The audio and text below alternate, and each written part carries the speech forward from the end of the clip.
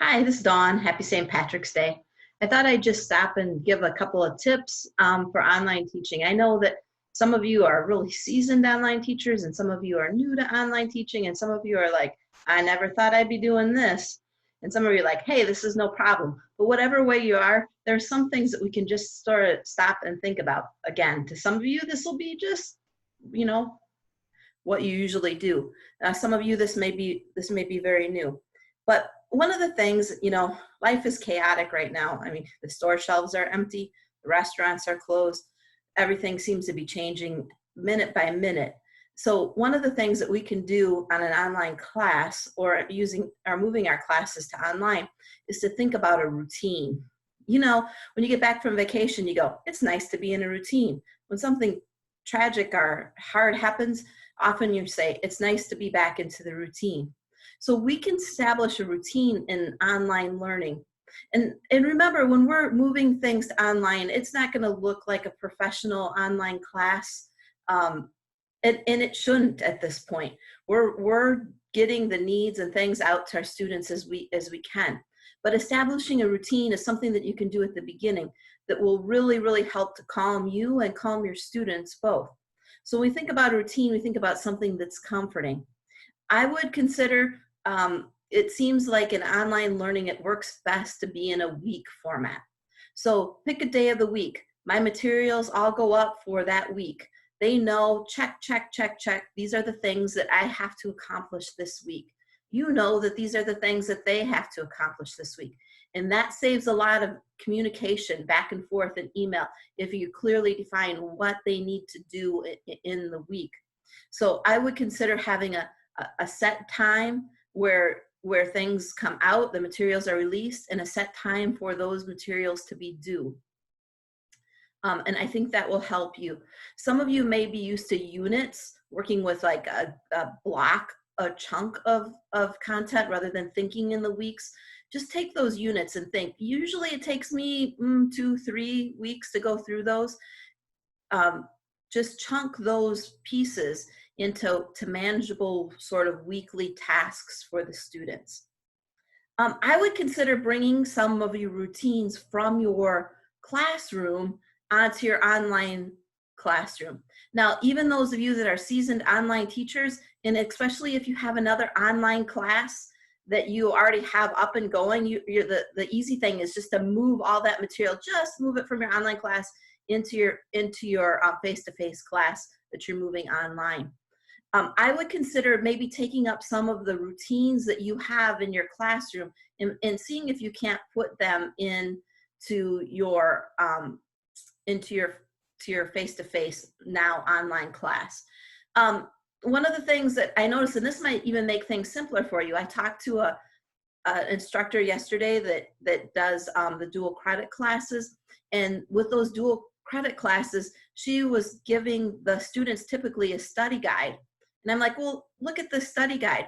You can take this study guide that they're used to getting anyway. They don't turn it in. It's just something to help them guide their learning. You can take that study guide that they already get, they're already used to seeing, and maybe chunk it into weekly portions and make that what maybe they turn back in, because it's familiar to both you and it's familiar to the students, and you may already have it all done. And it's just a matter of tweaking that material to go. I've talked to other people yesterday who had maybe 1 or 2 or 3 things that they gave students every unit. I would keep doing those types of things. Keep those types of routines, move those routines from your classroom. I know that sometimes there's a point of emphasis that you make every class. Maybe there's a greeting that you do to your class or a cat activity or something. If you can, move some of those things. They might look a little different, but move some of those things to your online class. And that will help you think instead of in a big thing, like how am I going to move everything? Let's just think about it as simple tasks in what you do. As far as routines go, consider making your routines in a way that's going to offer your students still support.